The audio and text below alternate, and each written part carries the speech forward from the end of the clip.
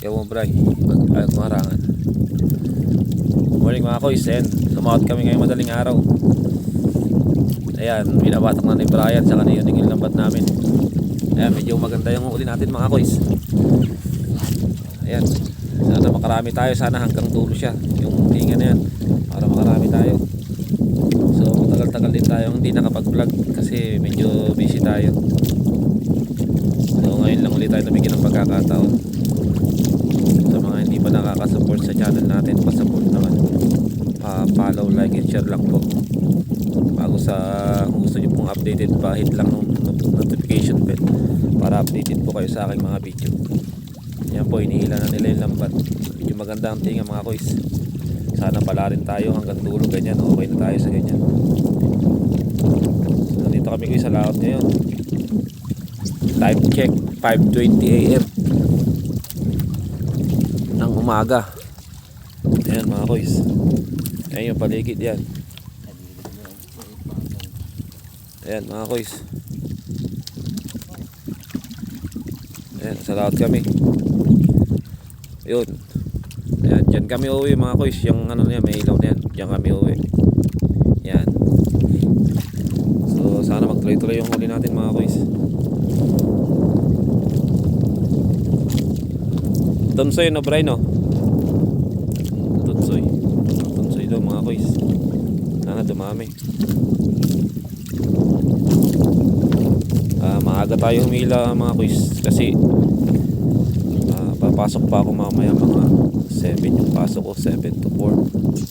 Kasi kung hindi ko hilayan yan ng maaga, baka malate na ako pagpasok bago low tide pa. Mahaba-haba yung tutulakin ng bangka mamaya pagdating namin sa tabi. Bago siguro may higit kalahating oras din yung ano, pauwi mula rito sa laot. Kalahating oras din. Kaya maaga natin hinila para hindi tayo gahulin sa oras mamaya. Bali siguro sila lang dalawa mamaya ang ano yan, magtatanggal ng huli natin. Siguro iangat ko na lang yung bangka mamaya. Ayan mga koys, oh. Ganda ng tinga mga koys. Tunsoy.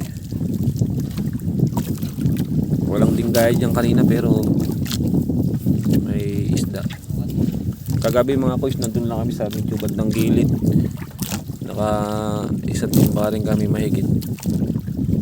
Hindi kagaya ng ganyan ngayon. Ngayon parang medyo marami. Basta hanggang dulo lang yan yung tinga na yan. Maganda na yan mga koys. Medyo marami pa yung lambat.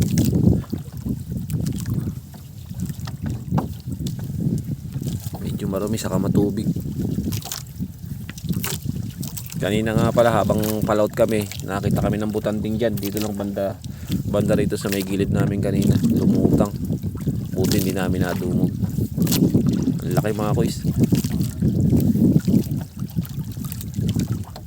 Buti nga lumayo na siya kasi marami ng lambat dito. Dahil kung hindi siya lumayo, marami siyang masisirang lambat siguro.